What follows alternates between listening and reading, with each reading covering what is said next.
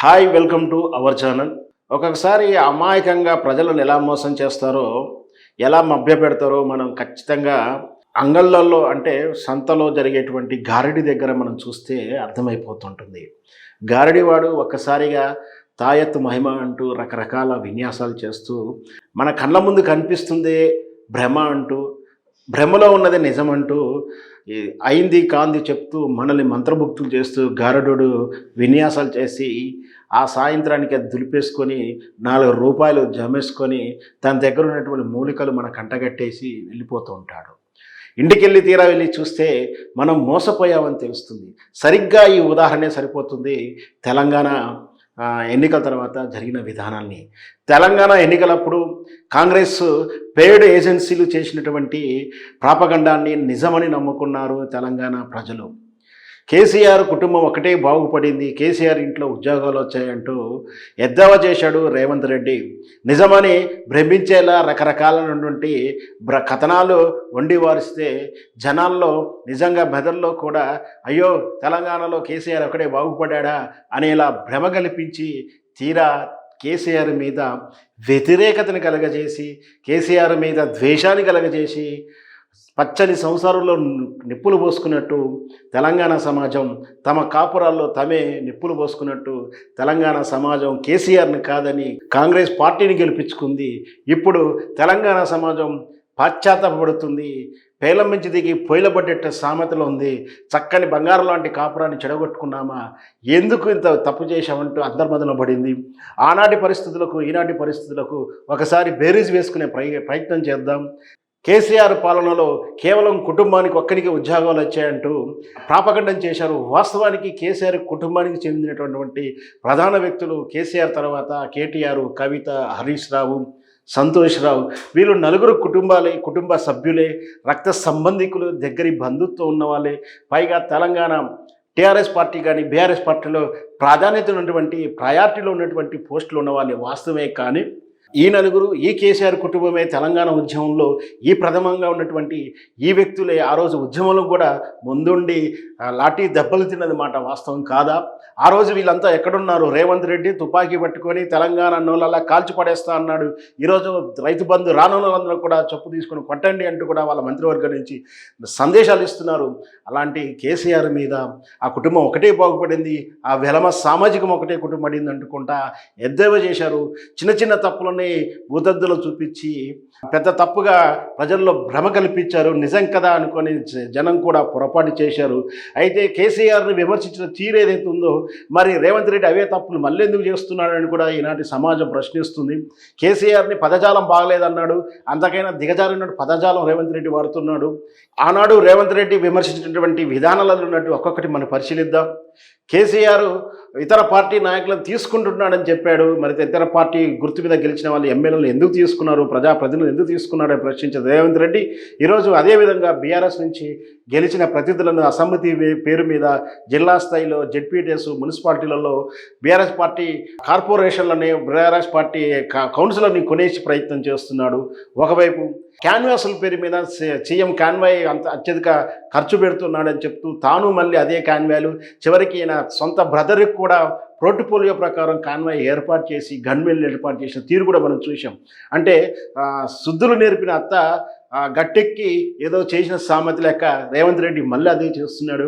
అయితే ఇంకొకటి ప్రధానంగా ఇప్పుడు చెప్పాల్సింది ఏంటంటే, వెలమ సామాజిక వర్గము కేసీఆర్ కుటుంబం మాత్రమే బాగుపడిందని చెప్పిన రేవంత్ రెడ్డి ఈరోజు తన కాంగ్రెస్ పాలన వచ్చిన తర్వాత కాంగ్రెస్ అధికారంలో వచ్చి 60 రోజులు కాలేదు. కేవలం తెలంగాణ రెడ్లకు మాత్రమే రేవంత్ రెడ్డి అత్యధిక పోస్టులు ఇచ్చాడు, వాళ్ళకు మాత్రమే అత్యధిక ప్రయారిటీ ఇస్తున్నాడు, రెడ్లకు మాత్రమే పోస్టింగ్లు వస్తున్నాడు. అన్ని సంస్థల్లోనూ కేవలం రెడ్డి సామాజిక వర్గానికి వెళ్ళినటువంటి అధికారులను నియమించుకుంటున్నాడు. అంటే బ్యూరోక్రసీలోనూ రెడ్డి సామాజిక వర్గమే, ప్రజాప్రతినిధుల వ్యవస్థలో ప్రజాస్వామ్యం ద్వారా ఎన్నుకోబడిన వాళ్ళకు కూడా రెడ్డి సామాజిక వర్గానికే ప్రాధాన్యత ఇస్తున్నారంటే అవుననే గణాంకాలు చెప్తున్నాయి. అవేంటో ఒకసారి పరిశీలించి చూసుకుందాం.